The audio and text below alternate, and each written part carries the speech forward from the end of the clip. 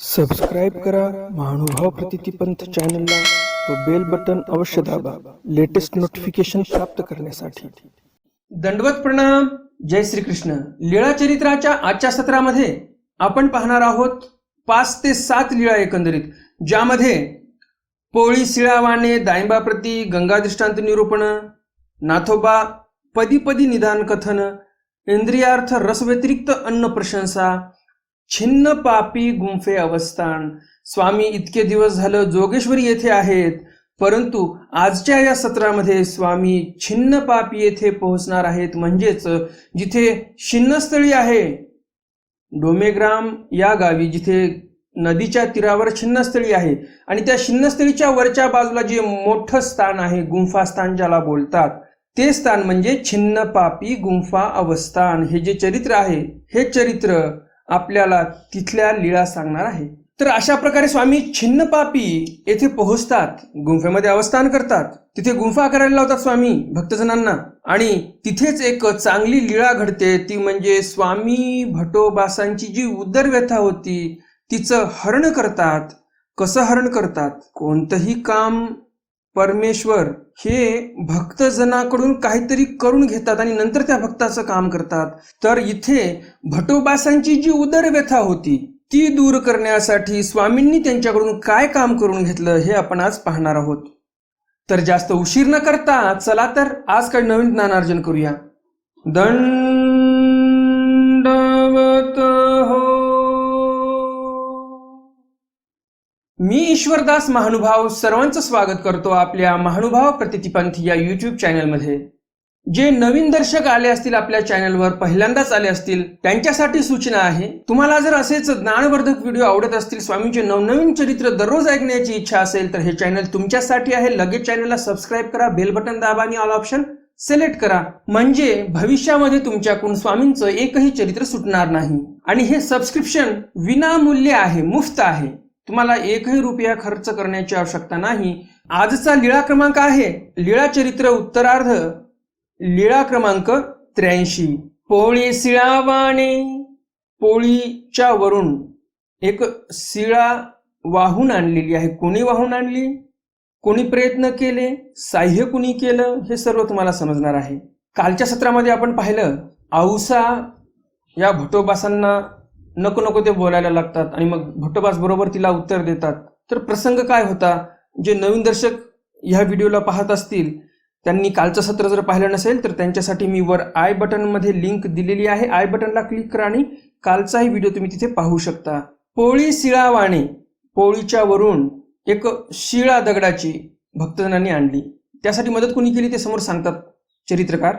एकुदी गोसाव्यांसी मादने कराव्या, सीळ पोळी बाहिरी होती, ते अवघे भक्तजन वात होते। एके दिवशी स्वामींना आंघोळ करायची होती आणि आंघोळ करण्यासाठी खाली बसायला मोठा दगड लागत होता, एक शिळा लागत होती। निवळ मातीवर बसून तर कोणी आंघोळ नाही करत, तर दगड पाहिजे होता। तर ते दगड जो होता, जे स्वामींना बसण्यासाठी शिळा लागत होती, ती शिळा पोळी बाहिरी होती। स्वामी जिथे राहत आहेत त्या मंदिराच्या बाजूने एक पवळी होती। पवळी म्हणजे काय तर दगडाने रचलेली एक छोटीशी भिंत, जास्त काही हाईट नसते त्याची, त्याला पवळी असं बोलतात। आणि खूपच उंच भिंत असेल तर त्याला परकोटाची भिंत असं बोलतात। तर इथे एक पवळी होती, म्हणजे जास्त काही हाईट नव्हती तिची। तर त्या पवळीच्या बाहेरून एक शिळा होती आणि ते शिळा भक्तजनांना आतमध्ये आणायची होती।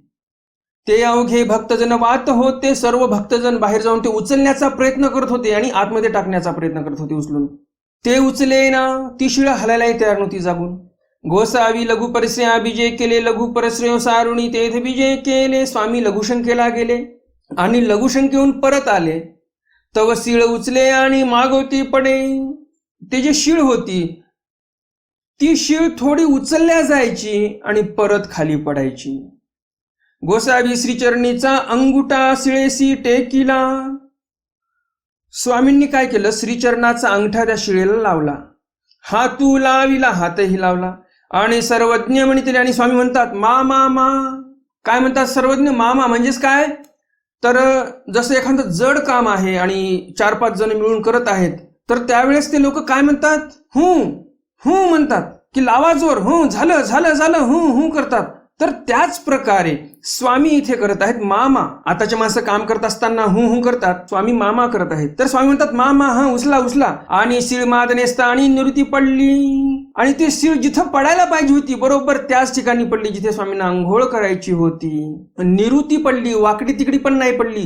जशी हवी होती भक्तजनांना नेमकी तशीच ती शिळा तिथे पडलेली आहे. मग ती शिळेवरी गोसावी असी मादने होय. मग त्या शिळेवर स्वामींना तिथे दररोज मादने व्हायचं. दररोज म्हणजे काय? दररोजच देव आंघोळ करतो असं नाही. तर जेव्हा केव्हा 4 दिवसाला 8 दिवसाला, जसं आपल्याला माहित आहे 14 अक्षर 8 दिवसा मादने असं स्वामींचं असायचं. तर स्वामी दर 8 दिवसाला मग तिथे आंघोळ करायचे. किंवा मग काही पर्व वगैरे असेल तर मग अगोदरही आंघोळ करायचे स्वामी. 8च दिवसाला करायचे असं एकदम पक्क ठरलेलंच आहे अशातला काही भाग नाही. पर्व आहे, काही संग्रह पाळायचा असेल तर देव आंघोळ करायचे अगोदर पण. उत्तरार्ध लीळा क्रमांक 84 दायंबा प्रति गंगा दृष्टांत निरूपण. स्वामींनी दायंबा प्रति गंगेचा दृष्टांत निरूपण केला. कसा आहे नेमका गंगेचा दृष्टांत समोर येणारच आहे. दायंबासी औसावरी भाव नाही. दायंबाचा औसांवर काही भाव नव्हता. मग एक दिवशी सर्वज्ञ मुनित्रे भोजे आहे गंगा कवणे आणली गा. स्वामी म्हणतात भोजयाला, भोजया ही गंगा कोणी आणली बरं? म्हणजेच गोदावरी कोणी आणली? जी गौतमे आणली. भोजया म्हणतो जी ही गंगा गौतमाने आणलेली आहे. पुढे स्वामी प्रश्न करतात, हांगा कोणे ठावणी आणली? कोण्या ठिकाणून आणली? जी कोणी म्हणे महिषयाची मुगटवणी, कोणी म्हणे विष्णूची ठावणी. भोजया म्हणतात कोणी असं म्हणतात की महादेवाच्या ठिकाणाहून ही गंगा आणली, कोणी म्हणतात विष्णूच्या ठिकाणाहून ही गंगा आणली. असे वेगळे वेगळे पाठ आहेत. सर्वज्ञ मित्रे हांगा पाणी हे तेची. पुन्हा स्वामी प्रश्न करतात भोजयाला म्हणजेच दायंबाला, हे जे गंगेमध्ये आता पाणी वाहत आहे ते तेच पाणी आहे का जे गौतम ऋषींनी गंगा आणली होती ज्यावेळेस महादेवापासून ती गंगा जमिनीवर उतरली? तर तेच पाणी आताही आहे का या गंगेमध्ये? नाजी ते कायचे. दायंबा म्हणतात नाजी ते काही पाणी नाही. तेव्हाचं पाणी आता कसं राहील बरं? ते निघून गेले. ते पाणी तेव्हाच निघून गेलं आणि समुद्राला मिळालं. सर्वज्ञ म्हणितले ते नेनी मार्गे जे आले मग उदक ते जरी लोकाचे हाडा गदले पापा पुरश्चरण करीत असे तरी तुलिया ही सबंधा पुरती याऊ नव्हे. स्वामी म्हणतात दायंबा जर ते पाणी ज्या रस्त्याने आलं त्या रस्त्याने नंतर दुसरं पाणी जरी आलं तरी त्या पाण्यामध्ये लोक आंघोळ करतात. स्वामींना काय म्हणायचं आहे की महादेवाच्या जटेमधून जी गंगा जमिनीवर उतरली ते पाणी तर सरळ समुद्रात जाऊन मिळालं, ते पाणी आता नाही तिथे. परंतु जे महादेवाच्या जटेतून पाणी निघालं आणि ज्या ज्या रस्त्याने मार्गक्रमण करत समुद्राला मिळालं त्याच रस्त्याने नंतरचं पाणी मार्गक्रमण करत आलेलं आहे. आणि त्या पाण्यामध्ये जर आंघोळ केली तरीही हाडा गदल्या पापाचं पुरश्चरण करते ते पाणी. फक्त त्या रस्त्याने आलं म्हणून त्या पाण्याला एवढं महत्व आहे. तर मग औसा आमच्या सन्निधानामध्ये राहते आणि आमच्या सन्निधानामध्ये राहिल्यामुळं तिच्या ठिकाणी काहीच योग्यता आली नसेल का? औसा काय थोडी पण चांगली नाही का? हिचा तुम्ही विटाळू मान, हिचा तुम्ही विटाळ मानता, हिला तुम्ही चांगलं बोलत नाही, हिच्यावर तुमचा भाव नाही. खरंच ही काय थोडी पण चांगली झाली नसेल का? आमच्या सन्निधानामध्ये राहून तिच्या ठिकाणी थोडीही योग्यता आली नसेल का? असं स्वामी दायंबाला प्रश्न करतात. आणि मग दायंबांना चूक लक्षात येते जे काही त्यांच्याकडून झालेली आहे. आणि मग दायंबाचा भाव पुन्हा औसावर बसतो. तर असा हा गंगेचा दृष्टांत होता. गंगेचा दृष्टांत देऊन स्वामींनी किती सुंदर समजावून सांगितलेला आहे दायंबाला. उत्तरार्ध लीळा क्रमांक 85 नाथोबा पदी पदी निधान कथन. नाथोबाला पदोपदी निधान आहे असं स्वामी सांगतात. पदोपदी आणि निधान हे काय आहे नेमकं समोर सविस्तर येणारच आहे. रात्री एकुदी गोसावी परसे बीजे केले सरिसे नाथोबा असती तो प्रकाशाचे जाळ देखो लागले. रात्रीच्या वेळेला स्वामी परिश्रयाला गेले, स्वभावाला गेले, शौचाला गेले आणि त्यांच्यासोबत नाथोबा पण गेले स्वामींसोबत. आणि नाथोबा सोबत गेले आणि नाथोबांना काय दिसलं तिकडे गेल्यावर? तर एवढ्या अंधाऱ्या रात्रीमध्ये त्यांना एकदम प्रकाश दिसायला लागला. जणू काही जाळ लागलेला आहे काय जमिनीमध्ये असा लख प्रकाश दिसायला लागलेला आहे. मग गोसावी आते म्हणितले. नाथोबा लगेच स्वामींना विचारतात जीजी हे जाळ कायसे, हे जाळ कशाचं आहे बरं? सर्वज्ञ म्हणितले ये निधाने गा. स्वामी म्हणतात हे निधान आहेत, म्हणजेच धनाचे साठे आहेत जमिनीतले, सोनं आहे सर्व भरलेलं आणि ते सोनं चमकत आहे. त्या धनामध्ये सोनं आहे, रत्न माणिक मोती, त्या सर्वांचा हा प्रकाश वर येत आहे. आग वगैरे जाळ वगैरे काही लागलेला नाही. यावर नाथोबा म्हणतात जीजी इतुकी कैसी निधाने. नाथोबा म्हणतात जीजी एवढे निधान कसं काय बरं जमिनीमध्ये? सर्वज्ञ म्हणितले ये ऐसी पाऊला पाऊला असती गा. स्वामी म्हणतात अहो नाथोबा, असे निधान या जमिनीमध्ये पाऊला पाऊलावर आहेत. फक्त काही निधान वर असतात, काही खाली असतात, काही फारच खोल असतात, असं स्वामी त्यांना सांगतात. उत्तरार्ध लीळा क्रमांक 86. इंद्रियार्थ रस व्यतिरिक्त अन्न प्रशंसा. खूपच सुंदर चरित्र आहे, ध्यान देऊन लक्ष देऊन ऐका. इथे भटोबा स्वामींना प्रश्न करत आहेत आणि स्वामी त्याचं उत्तर देत आहेत. गोसावी जोगेश्वरी साधा ते म्हणितले साधे हो भिक्षा करुणी जे विजे परी कहणाचे न जे विजे. जोगेश्वरी येथे एकदा निरूपण करत असताना साधायसाला स्वामी म्हणतात साधे हो भिक्षा करूनच जेवलं पाहिजे. कोणाच्याही घरचं तसंच जेवण करू नये, जेवण करायचं तर भिक्षा करूनच गेलं पाहिजे, असं स्वामी स्पष्ट साधायसाला निरूपण करत असतात. ते भटी ऐकिले होते. हे सर्व निरूपण भटोबासांनी ऐकलं. म्हणून भट भिक्षा मागती जेविती माती काम करीती आणि भूक लागे परियुगेची असती. मग भटोबास पण काय करायचे? ज्या दिवशी हे निरूपण स्वामींचं भटोबासांनी ऐकलं त्या दिवशीपासून भटोबासांनी पण नियम केला. काय नियम केला? की भिक्षेला जायचं आणि भिक्षेचंच अन्न आलेलं तेच खायचं, बाकी कोणाचं खायचं नाही. तर भटोबास काय करायचे? भिक्षेला जायचे, जेवायचे, माती काम करायचे आणि नंतर जर भूक लागली, भिक्षान्न तर संपून गेलं परंतु तरी पण भूक लागली, परियुगेची असती. कोणाला काही मागायची नाही, बाईसांना जाऊन मागायची नाही, जेवायला काहीच नाही, गप्प बसून असायचे. म्हणजे बघा तुम्ही, एक सप्तव्यसनी धांडाळ करणारा माणूस आज भाकरीही मागायला तयार नाही, एवढा बदल स्वामींनी करून दाखवलेला आहे त्या माणसामध्ये. तो माणूस स्वतःच्या लालसेपायी लोकांना मारून टाकायचा, त्यांचं धनद्रव्य लुटायचा. आज तोच माणूस देवाने कसा तयार केलेला आहे? तो माणूस आज भूक लागली तर भाकरही मागत नाही. किती परिवर्तन आणलेलं आहे देवाने याच्यामध्ये. ते जाणोनी एकुदी गोसावी भटाते म्हणितले. ते जाणोनी, हे सर्व जाणून एके दिवशी स्वामी भटोबासांना म्हणतात वानऱ्या पाणी भात जेवा मग व्यापारा. स्वामी म्हणतात वानऱ्या पाणी भात जेवा, पाणी भाताचं जेवण करा आणि मग व्यापार करा. भटी म्हणितले. भटोबास म्हणतात नाजी ते गोसावी वारिले असे की. स्वामींनी तर याचं निराकरण केलेलं आहे, वारलेलं आहे, भिक्षे व्यतिरिक्त काही खाऊ नये असं सांगितलेलं आहे. तर हा पाणी भात माझ्या भिक्षेच्या व्यतिरिक्त आहे, हे कसं काय मी खाणार? सर्वज्ञ म्हणितले वानर्या इंद्रियार्थ रसू व्यतिरिक्त अन्नी काही गा दोषू असे. स्वामी म्हणतात वानर्या इंद्रियार्थ रस व्यतिरिक्त अन्नामध्ये काही दोष आहे का? इंद्रियार्थ रस म्हणजे काय? इंद्रिय म्हणजे जे काही आपले ज्ञान इंद्रिय आहेत, त्यामध्ये जिव्हा पण येते. तर या जिव्हेला जे काही रसयुक्त पदार्थ आवडतात, आता तुम्ही विचार करा जिव्हेला काय आवडत नाही? या जिव्हेला खारट आवडते, आंबट आवडते, तिखट आवडते, सगळे प्रकारचे व्यंजन या जिव्हेला आवडतात. परंतु ही जिव्हा ज्या पदार्थामध्ये रस घेईल ते पदार्थ घेऊ नका. त्याला म्हणतात इंद्रियार्थ रस. इंद्रिय कोणतं आहे? जिव्हा. जिव्हा हे इंद्रिय आहे आणि त्या इंद्रियार्थाचा जो रस आहे, या जिव्हेचा जो रस आहे, मग जे काही तुम्हाला आवडत असेल, कोणाला पेढा आवडतो, कोणाला गुलाबजामू आवडतो, कोणाला गोड काहीच आवडत नाही, कोणाला तर एकदम चमचमीत खायला आवडते, कोणाला खारट आवडते, कोणाला तुरट आवडते, कोणाला गरम गरम आवडते, काही का असेना, गरम गरम असलं की संपला विषय. तर हे जे काही इंद्रियार्थ रस आहेत, मग जे काही पदार्थ असतील जिव्हेला आवडणारे, हे सर्व पदार्थ सोडून जे काही एकदम निरसविरस अन्न आहेत त्या अन्नामध्ये काही का दोषू असे, काही दोष आहे का? नाही. स्वामी असं सांगत आहेत की इंद्रियार्थ रस व्यतिरिक्त जे काही अन्न आहे त्यामध्ये कोण्याही प्रकारचा दोष नाही. पुढे भटोबास म्हणतात नाजी तरी गोसावी का निषेध दिले. मग भटोबास म्हणतात जी असं जर आहे तर मग स्वामींनी का निषेध सांगितला? भिक्षे व्यतिरिक्त खाऊ नका असं सांगितलं, हा निषेध का सांगितला? सर्वज्ञ म्हणतले ते निरालंबीसी हो काजी अंक. स्वामी म्हणतात ते निरालंबीसी, जे निरालंबी जण आहेत त्यांच्यासाठी तो विधी आहे, जे एकदमच एकांतामध्ये असतात, भिक्षा करून खातात, काही त्यांच्याकडे व्यापार नाही, देवधर्म करायचा, भिक्षा करायची, खायचं, नामस्मरण करायचं आणि राहायचं. आता अशा या व्यक्तीला व्यापारच करायचा नाही तर त्याला अवांतर भूक कशाला लागेल? परंतु भटोबास इथे निमित्तविधीमध्ये आहेत, स्वामींच्या सन्निधानामध्ये स्वामींनी सांगितलेलं काम करावं लागत आहे. आणि तुम्ही सांगा मग भिक्षेच्याच अन्नावर धकल का यांचं? नाही धकणार.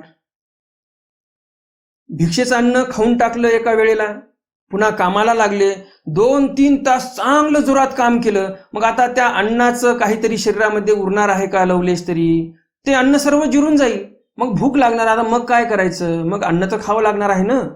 आणि म्हणून स्वामी सांगतात की तो विधी तुमच्यासाठी नाही, तुम्हाला जे खायचं ते खा. इंद्रियार्थ रस व्यतिरिक्त तुम्हाला जे काही खावं वाटेल ते खा. तुम्हाला जे शरीर चालवायचं आहे त्यासाठी फक्त तुम्ही अन्न घ्या, इंद्रियांची तृप्तता करण्यासाठी तुम्ही अन्न घेऊ नका.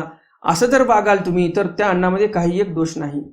हे शरीर ईश्वराला अर्पण केलं, ईश्वराचं नामस्मरण या शरीराकडून झालं पाहिजे असा उद्देश ठेवून तुम्ही जे काही क्रिया करणार, जे काही अन्न घेणार, तुम्ही फक्त शरीर चालवायचंय, कारण देवाचं स्मरण करायचं या हेतूने शरीर चालवायचं आणि म्हणून निरसविरस अन्न घ्यायचं, तर हे असं तुम्ही वागू शकता असं स्वामी त्यांना सांगतात. आणि मग भट्टोबास त्यावर ते मान्य करतात. उत्तरार्ध लीळा क्रमांक 87. छिन्नपापी गुंफे अवस्थान. स्वामींचं अवस्थान छिन्नपापी येथे एका गुंफेमध्ये होते.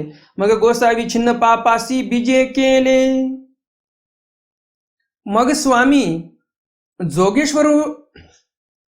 स्वामी जोगेश्वरीवरून निघालेले आहेत आणि छिन्नपापी येथे आलेले आहेत.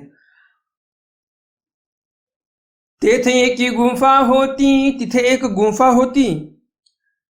पूर्वामुख कशी होती? तर पूर्वामुख म्हणजे पूर्व दिशेला मुख करून अशी ती गुंफा होती.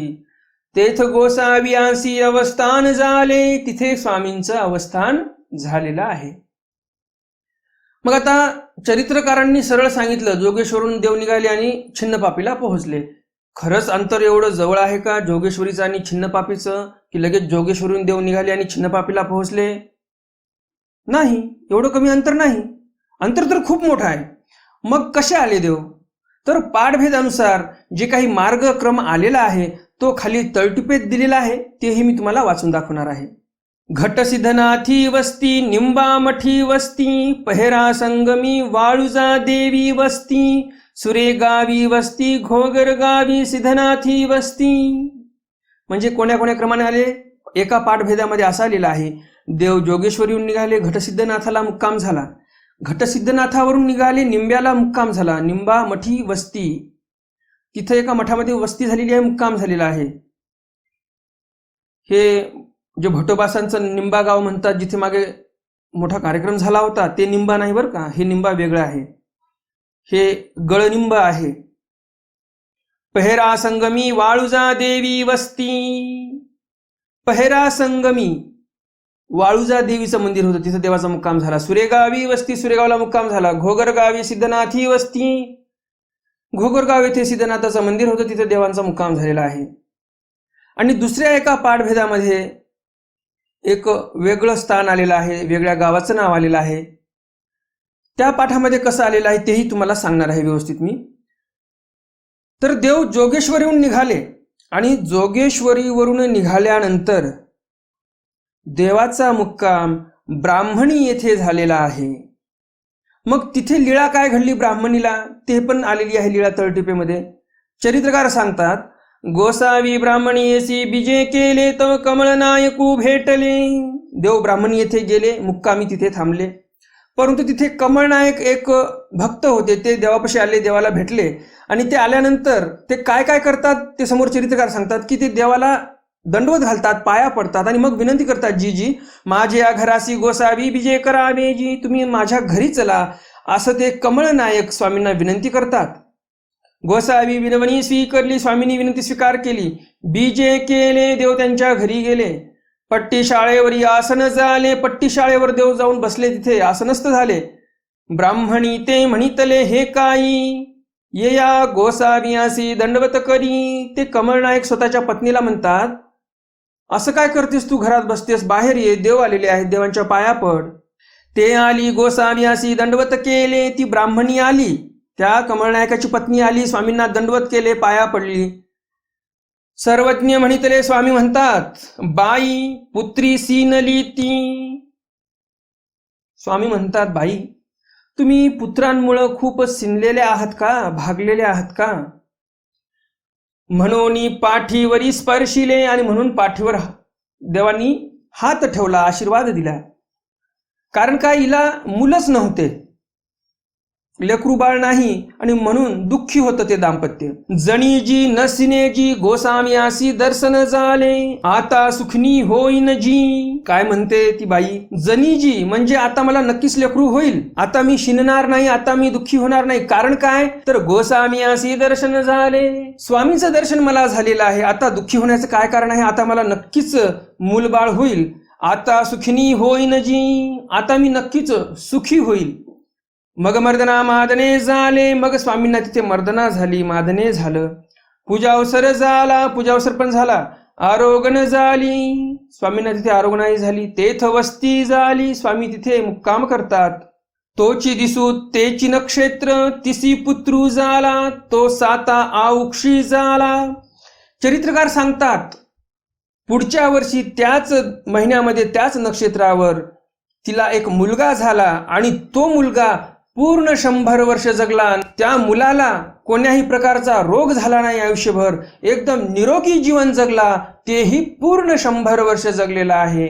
असा देवाचा जर आशीर्वाद प्राप्त झाला तर जीवनात कोणतंही दुःख येणार नाही. उत्तरार्ध लीळा क्रमांक 88. गुंफा करवणे. स्वामी छिन्नस्थळीला, स्वामी छिन्न पापीला पोहोचलेले आहेत, तिथे स्वामी गुंफा करायला लावतात भक्तजनांना. मग दुसरी भक्तजनाला की गुंफा नाही, स्वामींसाठी एक गुंफा तर होती, पूर्वाभिमुख गुंफा जी होती ती स्वामींसाठी होती. मग दुसरी गुंफा गोसावी करविली. देवाला गुंफा होती, भक्तजनांना राहण्यासाठी गुंफा नव्हती. मग स्वामींनी एक भक्तजनासाठी गुंफा करायला लावली. बादा ठाणी हुनी पिंपळे वामन भट्टी दळवाडे आणले. बादाठाणवरून पिंपळे वामन भट्टांनी काही दळवाडे आणले होते, काही लाकडं, काही जे काही साहित्य लागते गुंफा तयार करण्यासाठी ते सर्व दळवाडे आणले होते. जे काही लाकडं लागत असतील, जे काही त्यांना हत्यार लागत असतील ते सर्व काही आणलं. ते पहार दिसू माती काम होय. एका दिवसामध्ये 3 तास काम व्हायचं. मग गोसावी पुरे करविती. 3 तास काम झाले की देव बस करा म्हणायचे. एकुदी गारी आधीला दी ओलुनी ठेविली होती. पूजा सुरू झाली, यावरी व्यापारू कराव्या गेले, तव अवघी गारी मुंगिया भरली होती. एके दिवशी भक्तजनांनी काय केलं, आदल्या दिवशी जे गार होती म्हणजे चिखल तयार करून ठेवलेला होता, म्हणजे माती दररोज काय करायची, ते माती जमवून ठेवायची, दुसऱ्या दिवशी मग काम करायच्या टायमाला लगेच चिखल तयार करून कामाला लागायचे. परंतु एका दिवशी यांनी काय केलं, आदल्या दिवशीच त्या मातीवर पाणी टाकून ठेवलं, आणि ती जी गार होती, ते जे काही मातीचा ढग होता तो ओला करून ठेवला. त्यांना वाटलं दुसऱ्या दिवशी सकाळी उठलं की लगेच कामाला लागता येईल. परंतु झालं असं, दुसऱ्या दिवशी सकाळी उठले, व्यापार करायला लागले, आणि गारीला पाहिलं तर सर्व मुंग्या भरल्या होत्या त्या गारीमध्ये. गोसाव्या पुढा सांगाव्या गेले, देव गेले, भक्तजन गेले स्वामी पुढे सांगण्यासाठी. जी जी अवघी गारी मुंगिया भरली असे, सर्व गार मुंग्यांनी भरलेली आहे, तरी काय करू, काय करू आता. सर्वज्ञ म्हणते ते स्थान सांडा. स्वामी म्हणतात ते स्थान सोडून द्या आता, आणि की ठाई गारी करा, दुसऱ्या ठिकाणी गार करा आता. हेथची सेवा ते भूता विरोधे करावी किंगा. स्वामींनी लगेच निरूपण केलं भक्तजनांना, आमची सेवा करताना कधीही भूतांना त्रास झाला नाही पाहिजे. भूत म्हणजे काय, तर जे काही चतुर्विध भूतग्राम आहेत. चतुर्विध भूतग्राम मी तुम्हाला मागे सांगितलेलेच आहे. जारज, अंडस, स्वेदज, उद्भिज, हे चतुर्विध भूतग्राम. जारज म्हणजे जारापासून जन्माला येणारे, अंडस म्हणजे अंड्यापासून जन्माला येणारे, स्वेदज म्हणजे घामापासून उत्पत्ती ज्या जीवजंतूची होते ते, उद्भिज म्हणजे बियांपासून जे जन्माला येतात. तर असे 4 खाणी आहेत. या 4 खाणी व्यतिरिक्त कोणती 5वी खाण नाही जिथून जीव जन्माला येतो. ह्या 4च प्रकारच्या खाणी आहेत, याच्यातूनच प्रत्येक जीव जन्माला येतो. या पृथ्वी तलावर जेवढे जीव आहेत ते या 4 खाणीतूनच जन्माला येतात. तर हे आहेत चतुर्विध भूतग्राम. तर देव म्हणतात की कोण्याच भूताला त्रास झाला नाही पाहिजे, आणि आमची सेवा तर झाली पाहिजे. कोण्याही भूताला त्रास न देता आमची सेवा करावी असं स्वामी सांगतात. मग आणि केस आणि गारी केली. मग देवानी सांगितलं म्हणून भक्तजनांनी दुसऱ्या ठिकाणी गार केली. तर हे 6 चरित्र तुम्हाला नक्कीच आवडले असतील. 7वं चरित्र घेतलं असतं, परंतु वेळ खूप झालेला आहे आणि मग अर्ध्या तासाच्या वर निघून जाईल, आणि म्हणून हे 7वी लीळा भटा उदर व्यथा निवृत्ती ही काही लीळा आज मी घेणार नाही. ही लीळा आपण उद्याच्या सत्रामध्ये पाहू. भटोबासांना कशी उदरव्यथा होते, स्वामी त्यांना काय काम करायला सांगतात. भट्टोबास कधीही स्वामींना नको न म्हणणारे आज मात्र म्हणतात की नाही एवढं काम माझ्याच्यानं होणार नाही. परंतु विशेषतः अशी, भट्टोबास नाही म्हटले म्हणून देव उदास नाही झाले बरं. कारण स्वामींनाही माहिती आहे माझा भक्त कधी मला नाही म्हणत नाही, परंतु खरंच माझ्या भक्ताचं आज खूप पोट दुखत आहे आणि म्हणून देव त्यांचा नकारही ऐकायला तयार होतात. आणि काहीतरी शिष्टाई होते दोघांमध्ये. तर कशी शिष्टाई होते, त्यांची उदरव्यथा कशी राहते, हे आपण उद्याच्या सत्रामध्ये सविस्तर जाणून घेऊया. तर आजच्या सत्रामध्ये जे लीळा झालेल्या आहेत त्या लीळेमधून मी काही तुम्हाला प्रश्न विचारणार आहे. स्वामींनी गंगेचा दृष्टांत सांगितला दायंबाला. कशामुळे सांगितला बरं, काय कारण होतं त्यामागचं? स्वामींनी गंगेचा दृष्टांत दायंबाला सांगितला. दुसरा प्रश्न, भट्टोबास उपवाशी राहून काम करायला लागलेले होते, परंतु पाणी भातही घ्यायला तयार नव्हते बाईसाकडचा. कशामुळं? हा दुसरा प्रश्न. आजच्या सत्रामध्ये 2च प्रश्न. तर भेटूया उद्याच्या सत्रामध्ये काही स्वामींच्या नवीन चरित्रासह, ज्यामध्ये तुम्हाला समजणार आहे स्वामींनी भट्टोबासांची उदरव्यथा कशी दूर केली. पिंपळे वामन भट्ट क्षीरभोजनी भटा विस्मो हेही चरित्र आपण उद्या पाहणार आहोत. स्त्री पानाळ व्यथा बाईसा कोपणे हेही चरित्र उद्या पाहणार आहोत. आणि रेई नायका ज्वर निवृत्ती हे महत्वपूर्ण चरित्र आहे खूप, हेही आपण उद्या पाहणार आहोत. त्यामुळे उद्याचं चरित्र तुम्हाला वाटत असेल तुमच्याकडून सुटू नये, तर तुम्हाला एक महत्वपूर्ण काम करावं लागणार आहे. ते म्हणजे चॅनलला लवकरात लवकर सबस्क्राईब करणे. तुम्ही जर अजून चॅनलला सबस्क्राईब केलं नसेल आणि तुम्हाला असं वाटत असेल उद्याचं सत्र तुमच्याकडून सुटू नये, तर लगेच चॅनलला सबस्क्राईब करा, बेल बटन दाबा आणि ऑल ऑप्शन सिलेक्ट करा. म्हणजे तुमच्याकडून उद्याचं सत्र, उद्याचं स्वामींचं चरित्र सुटणार नाही. तुम्ही ते नक्की पाहू शकाल. आणि जर तुम्ही चॅनल सबस्क्राईब नाही केलं तर हे चरित्र तुमच्याकडून सुटू सुद्धा शकते. आणि म्हणून लगबग करा, लवकरात लवकर चॅनल सबस्क्राईब करा. कारण निशुल्क आहे, तुम्हाला एकही रुपया मोजण्याची गरज नाही, सर्व फ्री आहे. फक्त तुम्ही चॅनल सबस्क्राईब करायचं आहे, तुम्हाला 1 रुपया द्यायची गरज नाही. आणि स्वामींचं हे जे चरित्र आहे दररोजच्या दररोज तुमच्या घरी पोहोचत जाईल विनामूल्य. ना तुम्हाला पावती फाडायची गरज आहे, ना तुम्हाला वर्गणी देण्याची गरज आहे. काही लोक वर्षाची वर्गणी मागतात, काही 6 महिन्याची वगैरे, काही महिन्याची पण मागतात. तुम्हाला या चॅनलवर 1 रुपया देण्याची गरज नाही. तर भेटूया उद्याच्या सत्रामध्ये स्वामींच्या काही नवीन चरित्रासह. तोपर्यंत दंडवत प्रणाम. जय श्रीकृष्ण. दंडवत हो.